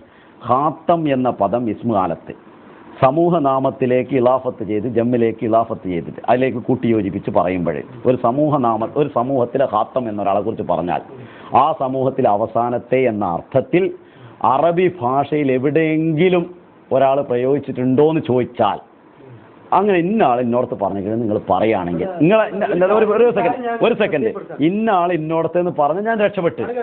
ഒരു കാര്യം നിങ്ങൾ അറബിയിൽ ചില വാക്കുകൾ എടുത്തിട്ട് ആ വാക്കിൽ തന്നെ നിങ്ങൾ കടിച്ചു തോന്നുന്നത്, ആ വാക്ക് അങ്ങനെ ആ രീതിയിൽ തന്നെ എന്നുള്ളടത്താണ് നിങ്ങൾ എത്തിക്കുന്നത്. ശരിക്കും ഒരു അറബി പദത്തിന് അല്ലെങ്കിൽ ഒരു അറബി വാക്കിന് തന്നെ ഒരുപാട് അർത്ഥങ്ങളുണ്ട്. അത് നിങ്ങൾ പറയാനാണ് ഞങ്ങളോട് പറയണത്. പറയട്ടെ, ഒരുപാട് അർത്ഥങ്ങളുണ്ട്. അപ്പൊ പിന്നെ ഒരു ഖുർആനെ സംബന്ധിച്ച് നോക്കുകയാണെന്നുണ്ടെങ്കിൽ ഖുർആന് ഒരു സന്ദർഭത്തിൽ ഒരു ആയത്ത് ഇറങ്ങി കഴിഞ്ഞാൽ ആ ആയത്ത് കൊണ്ട് എന്താണ് ഉദ്ദേശിച്ചത്? കാരണം ഖുർആന്റെ സാഹിത്യം അപാരമാണല്ലോ. കാരണം അതുകൊണ്ടാണല്ലോ ഖുർആൻ പറഞ്ഞത് എന്ത്, ഇതുപോലത്തെ ഒരു ഖുർആൻ അല്ലെങ്കിൽ ഇതുപോലത്തെ ഒരു ആയത്തെങ്കിലും നിങ്ങൾ കൊണ്ടുവരുന്നു. കാരണം മറ്റൊരാൾക്ക് മനസ്സിലാവില്ല, മറ്റൊരാൾക്ക് കൊണ്ടുവരാൻ കഴിയില്ല. മനസ്സിലാവുന്ന ഞാൻ പറഞ്ഞു. അപ്പൊ ആ രീതിയിൽ നോക്കുമ്പോൾ ഖുർആന്റെ ചില ആയത്തുകൾ അല്ലെ ചില വാക്കുകൾ തെറ്റിദ്ധരിക്കപ്പെട്ടത്, ഇന്ന് ഏറ്റവും കൂടുതൽ തെറ്റിദ്ധരിക്കപ്പെട്ട ഒരു വാക്കാണ് ജിഹാദ് എന്നുള്ളത്. ഈ ജിഹാദിനെ നമ്മൾ ഖുർആന്റെ ഭാഷയിൽ കൊടുക്കുകയാണെന്നുണ്ടെങ്കിൽ എന്തായിരിക്കും സ്ഥിതി? അതായത് ഖുർആൻ യുദ്ധം എന്ന് പറയുന്ന ആ സ്ഥിതിയിൽ മാത്രം കൊടുക്കുകയാണെന്നുണ്ടെങ്കിൽ എന്തായിരിക്കും സ്ഥിതി? ഖുർആൻ യുദ്ധം എന്നുള്ള പ്രയോഗത്തിൽ എവിടെയാണ് ജിഹാദ് ഉപയോഗിച്ചിട്ടല്ലോ. അല്ലെങ്കിൽ നിങ്ങൾ അതിന് ഇങ്ങനെ വേണ്ടാത്ത വാർത്ത നിങ്ങൾ പറയണേ. ജിഹാദ് എന്നുള്ള പദം ഖുർആനിൽ പല സ്ഥലത്തും പ്രയോഗിച്ചു. യുദ്ധം എന്നുള്ള അർത്ഥത്തിൽ എവിടെയും പറഞ്ഞിട്ടില്ല. യുദ്ധം എന്നുള്ള അർത്ഥത്തിൽ ഖിതാൽ എന്നുള്ളതാണ് ഖുർആനിൽ പ്രയോഗിച്ചിട്ടുള്ള ഭാഗങ്ങൾ. അത് ആദ്യം ഒന്ന് പൂർത്തിയാക്കി അല്ല ഹദീസ് ഏത് നിങ്ങളിപ്പോ എന്താ ഞാൻ പറയുന്ന അറിയോ, അഹ്ലു സുന്നത്തി വൽ ജമാഅത്ത് എന്ത് പിന്നെ സുന്നത്തായാലും വെള്ള എന്ത് സുന്നത്ത് അല്ലേലും എനിക്ക് വേണ്ടില്ല. ഞാൻ പറയുന്നത് യുക്തിയും ബുദ്ധിയും ഖുർആനുമാണ് അല്ലെ ഹദീസുമാണ്. ഞങ്ങളോട് ചോദിച്ചത് ഖാത്തം എന്നുള്ള പദം അറബിയിലുണ്ടോ? അപ്പൊ നിങ്ങൾ കടിച്ചു തൂങ്ങാന്നാ പറയുന്നത്. നിങ്ങൾ ആ കടിച്ചോടത്ത് വലിച്ചിടിങ്ങിട്ട് അറബിയിൽ ഇന്ന സ്ഥലത്തിന്റെ ഈ പ്രയോഗം എന്ന് പറഞ്ഞിട്ട് വലിച്ചിട്ട ഞാൻ പോയില്ല അവിടുന്ന്. പിന്നെ എന്താ കടിച്ച നിങ്ങൾക്ക് എന്താ ബുദ്ധിമുട്ടുള്ളത്? ഞാൻ കടിച്ചു തൂങ്ങാണ് എന്ന് നിങ്ങൾ പറയുമ്പോഴേ നിങ്ങൾ ആ പദം അറബിയിൽ ജിഹാദിന് അങ്ങനെയുള്ള പ്രയോഗമുണ്ട്, മറ്റിന് ഇന്ന പ്രയോഗമുണ്ട് എന്ന് പറയുന്നതിന് പകരം ഖാത്തം എന്നുള്ള പറഞ്ഞ പ്രയോഗം ഖുർആനിലുള്ള ഒരു പദത്തിന് അറബി ഭാഷയിൽ അവസാനത്തെ എന്നുള്ള അർത്ഥം കൊടുത്തത് എവിടെയെങ്കിലും ഒരു ഉദാഹരണം കൊണ്ടുവരാതെ അറബിയിലുള്ള ഖുർആന് ഞാൻ ഒറ്റക്കൊരു അർത്ഥം കൊടുക്കുകയാണ്, വേറെ അറബിയിൽ ആരും കൊടുക്കാത്ത അർത്ഥം കൊടുക്കാറുള്ള എങ്ങനെ സ്വീകരിക്കാം? ഏറ്റവും കൂടുതൽ മറ്റേ ഖുർആനിന്റെ മനസ്സിലാക്കുക ഇപ്പൊ അറബി ഭാഷയിൽ സംസാരിക്കാന്നുണ്ടെങ്കിൽ അറബി സാഹിത്യകാരന്മാരും അറബി ഗ്രാമറൊക്കെ അറിയുന്നവരുണ്ട്. ഓരൊക്കെ എഴുതി വെച്ചിരിക്കുന്നത് തന്നെ. ഖുർആൻ നമ്മൾ ഗ്രാമർ അടിസ്ഥാനത്തിൽ പറയുകയാണെന്നുണ്ടെങ്കിൽ തന്നെ ഖുർആനിൽ ഒരുപാട് എന്താ പറയാ ചില കാര്യങ്ങളൊന്നും യോജിക്കാൻ കഴിയും ഗ്രാമർ അടിസ്ഥാനത്തിൽ പറയുന്നത്. പിന്നെ ഖുർആൻ അതൊക്കെ വെറും വാക്കുകളാ സാഹിബേ. ഖുർആൻ ഗ്രാമർ അടിസ്ഥാനത്തിൽ തന്നെ വന്നിട്ടുള്ളൂ, ഒന്നും പോയിട്ടില്ല. മനുഷ്യനെഴുതിയ ഗ്രാമറിൽ എന്തെങ്കിലും കുഴപ്പമുണ്ട് അത് വേറെ പറഞ്ഞോളി. ഗ്രാമറിനൊന്നും എവിടെയും പഴച്ചിട്ടില്ല. ഗ്രാമർ എഴുതിയത് ഖുർആൻ വന്നതിന് ശേഷമാണ്, അത് നിങ്ങൾ ആലോചിക്കണം. ആ എഴുതിയാൽ ഖുർആൻ പറഞ്ഞ പടച്ചോൻ പറഞ്ഞ ഗ്രാമർ ഓന് വിവരമില്ലായിട്ട് എഴുതിയെന്നുള്ളൂ. അതായത് ഖുർആനിന്റെ ഗ്രാമർ അറബി ഗ്രാമർ വെച്ച് നമ്മൾ ഖുർആൻ അളന്നാൽ അറബി ഗ്രാമർ എന്ന് പറയും. അറബി ഗ്രാമറിൽ എവിടെയും പിഴവ് ഖുർആനിൽ ഇല്ലാന്ന് ഞാൻ പറയണത്. എവിടെയില്ല. അറബി ഗ്രാമർ ഉപയോഗിച്ച് ഖുർആനിൽ അളന്നാൽ ഖുർആനിന് കിട്ടേണ്ട യഥാർത്ഥമായിട്ടുള്ള അർത്ഥം കിട്ടില്ല എന്നുള്ളതാണ് ഞാൻ വരുന്നത്. മനസ്സിലാവണം ഞാൻ പറഞ്ഞതിനോട് നിങ്ങൾക്ക് യോജിക്കാൻ കഴിയുമോ? ഇല്ല, ഒരിക്കലും യോജിക്കാൻ ഇല്ല. ആ വിഷയം എന്നാൽ അവിടെ അല്ല, ഭാഷയുടെ ഏത് ഭാഷയും ഭാഷയുടെ ഗ്രാമർ അറിച്ചാണ് പറയല്ലേ. ഖുർആൻ മാത്രം ഗ്രാമറിന് വ്യത്യസ്തമാണ് പറഞ്ഞാൽ അത് ആരെങ്കിലും ഒന്നിലും ഖുർആൻ പറയണം, അല്ലെങ്കിൽ വേറെ ആരെങ്കിലും പറയണം. അതൊരു വിശാലമായിട്ടുള്ള ചർച്ചയാണ്. ആയിക്കോട്ടെ. മനസ്സിലായി. അപ്പോൾ ചുരുക്കത്തിൽ ഈ പറഞ്ഞ കാര്യങ്ങളിൽ നിന്ന് ഇപ്പോൾ നമുക്ക് മനസ്സിലായി. ഇപ്പൊ നിങ്ങൾ പറഞ്ഞ അടിസ്ഥാനത്തിൽ വെച്ച് നോക്കുകയാണെന്നുണ്ടെങ്കിൽ നമ്മളെന്തായാലും ഈ വിഷയത്തിന് എന്താ ഒന്ന് വിലയും വിലയിരുത്തിക്കോളെ, അതന്നെ എനിക്ക് വേണ്ടുള്ളൂ. വേറെ പലപ്പോഴും വർത്തമാനം പറയുന്ന ഒരു അർത്ഥമല്ല. പറഞ്ഞത് വിലയിരുത്താനുള്ള ഒരു സന്മനസ്സുകൾ കാണിക്കണം എന്ന് എനിക്ക് പറയുള്ളൂ. ഇവിടെ ഖാത്തമുൻ നബി എന്ന് പറഞ്ഞിടത്തൊക്കെ നിങ്ങൾ എന്താ എന്ത് പറഞ്ഞു?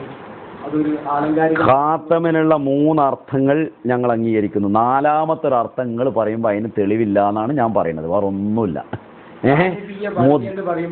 ലാനബിയ ബാദിക്ക് റസൂലുള്ള പറഞ്ഞൊരു വ്യാഖ്യാനം പറഞ്ഞു, ലൈസ ബൈനി വബൈനഹു നബി. ശരിയത്തൊന്നും ഞാൻ പറഞ്ഞിട്ടില്ല ലാനബിയ, അതൊക്കെ നിങ്ങൾ കൊണ്ടുവരണാണ്. ഞാൻ അത്രയും പറഞ്ഞാൽ റീവൈൻഡ് ചെയ്തിട്ട് നിങ്ങൾ വേണമെങ്കിൽ എടുത്തു നോക്കാം. ഞാൻ പറഞ്ഞിട്ടില്ല. വരും അതിന് ഇമാമിങ്ങൾ കൊടുത്താ 30 വന്ന് തീർന്നു എന്ന് ഇമാമ് പറഞ്ഞ എടുത്ത് തിരിച്ച്. ഞാൻ അതിന്റെ പ്രവാചകനാണ്, എനിക്ക് ശേഷം പ്രവാചകനില്ല. ഇവിടെ ഖാത്തമുൻ നബി ലാ നബിയ ബഅദി എന്നുള്ളത് നിങ്ങൾ എന്താ അർത്ഥം കൊടുക്കും? ലാ നബിയ ബഅദി എന്ന് പറഞ്ഞിടത്ത് അതായി മറ്റൊക്കെ വിട്ടല്ലേ. അല്ല, നീ ഹദീസിക്ക് വരെ ഞാൻ പറഞ്ഞിട്ടില്ല. ലാ നബിയ ബഅദി എവിടെയൊക്കെ പറഞ്ഞിട്ടുണ്ടോ അവിടെ ഒക്കെ അർത്ഥം ലൈസ ബൈനി വ ബൈനഹു നബിയൻ, എനിക്കും അദ്ദേഹത്തിനും ഇടയിൽ നബിയില്ല എന്ന് റസൂൽ അതിനൊരു കാര്യം പറഞ്ഞു കൊടുത്തിട്ടാണ്.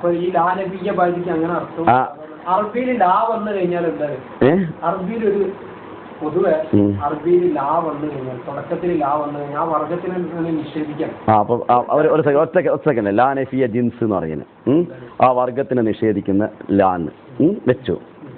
അത് നിങ്ങൾ വേണമെങ്കിൽ ലാ ഇലാഹ ഇല്ലല്ലാഹ് തന്നെ ഉത്തരം വെച്ചോ. എന്നിട്ട് ലാ നബിയ ബാദി എന്ന് പറഞ്ഞാൽ നബിയുടെ വർഗത്തെയാണ് ഇനി ഇല്ല എന്ന് പറയുന്നത്. പിന്നെ ഈസാ നബി എവിടെ നിങ്ങൾക്ക് വന്നത്? അത് വർഗത്തിൽ പെട്ടല്ല, പുറത്തുള്ളതാ. ഈസാ നബി നബിയുടെ വർഗമേ ഇല്ല എന്ന് പറഞ്ഞിട്ട് പിന്നെ ഈസാ നബി എവിടെ നിന്ന് വർഗത്തിൽ പെടാത്തൊരുത്തനെ?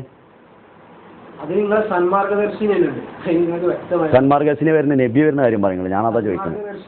സന്മാർഗദർശിയിൽ ആയിഷ റളിയല്ലാഹു അൻഹ പറയുന്ന ഒരു ഹദീസ്, അത് പകുതി എടുത്ത് ബാക്കി വെട്ടിക്കളഞ്ഞു.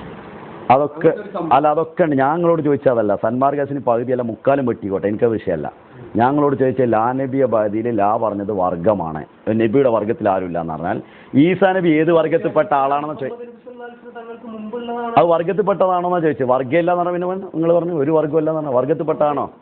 മുഹമ്മദ് നബി ആ കണക്കിലാണ് നിങ്ങൾ എടുക്കുകയാണെങ്കിൽ ഖാത്തമുൻ നബി എന്നുള്ള ആയത്തിൻ്റെ ഇറങ്ങണോട് കൂടി കേട്ടോ, ആ ലോജിക്കാണ് നിങ്ങൾ പറയുന്നതെങ്കിൽ ഖാത്തമുൻ നബി എന്നുള്ള ആയത്തിൻ്റെ ഇറങ്ങുമ്പോൾ അന്നബീങ്ങൾക്ക് ഖാത്തമാണ് റസൂലുള്ളാ. അവസാനത്തെ നിങ്ങൾ പറയുന്ന അർത്ഥത്തിൽ ഇത്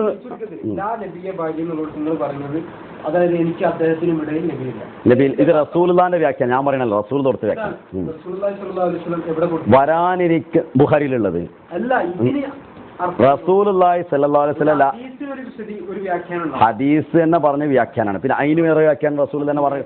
അത് റസൂലുള്ളാന്റെ ഹദീസാണ് ഞാൻ പറയുന്നത്, എൻ്റെ ഹദീസല്ല പറയുന്നത്. ഹദീസ് മനസ്സിലാക്കാത്തവരല്ലോ ഇപ്പൊ നിങ്ങൾ മനസ്സിലാക്കിയിട്ടുണ്ട്, അത് തെറ്റാന്നല്ല ഇപ്പൊ നമ്മൾ ചർച്ച ചെയ്യുന്നത്. സഹാബത്തിന് വ്യാഖ്യാനം കൊടുത്തിട്ടുണ്ട്. ലാനബിയ ബാദിക്ക് റസൂലുള്ളാഹിന്റെ സഹാബത്ത് മനസ്സിലാക്കിയത് ആയിഷ റളിയല്ലാഹു അൻഹ മനസ്സിലാക്കി നിങ്ങൾ തന്നെ ഇപ്പോൾ എടുത്ത് പറഞ്ഞു. ഖൂലു ഇന്നഹു ഖാത്തമുൽ അംബിയ വലാ തഖൂലു ലാ നബിയ ബാദഹു. അങ്ങനെ ഖാത്തമുൽ അംബിയ എന്ന് നിങ്ങൾ പറഞ്ഞോ, അല്ല അവിടെ തീർന്ന്. ആര് പറഞ്ഞു? എവിടെയോ പിന്നെ ബാക്കിയുള്ള നിങ്ങൾ പറയും. ഇടുക്കി നോക്കാലോ അതിൻ്റെ അപ്പുറം എന്താ പറഞ്ഞെന്ന്. അതെവിടെ പറഞ്ഞെങ്കിൽ നിങ്ങൾക്ക് അറിയാം ഈ ഹദീസ് എവിടെയുള്ളത്? ദുറുൽ മൻസൂറിലുണ്ട്. എന്നാൽ ബാക്കി എന്താ പറയും എന്താ പറഞ്ഞെന്ന്? മാത്രമല്ല തെക്മില മജ്മുൽ ബിഹാറിലും ഉണ്ട്. ഇടുക്കി ഇനി ബാക്കി.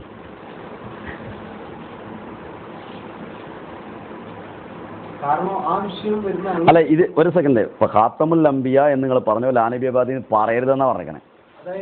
എന്നിട്ട് അങ്ങനെ പറയാനുണ്ടായ കാരണം എന്താണെന്ന് ഇമാമികൾ വിശദീകരിച്ചിട്ടുണ്ട്. ഹാദാ നാളിറുൻ ഇലാ നുസൂൽ ഈസ, ഈസബിന് മറിയം വരാനിരിക്കുന്നു എന്ന കാരണത്താലാണ് ആയിഷ റളിയല്ലാഹു തആല അങ്ങനെ പറഞ്ഞത്. അത് ആ ഹദീസിലുള്ളതല്ല, നിങ്ങൾക്ക് തെറ്റ് പറ്റിയിരിക്കണം. അത് വേറെ ആളുകൾ എഴുതിയതാണ്. ആ ഹദീസിലുള്ളതല്ല.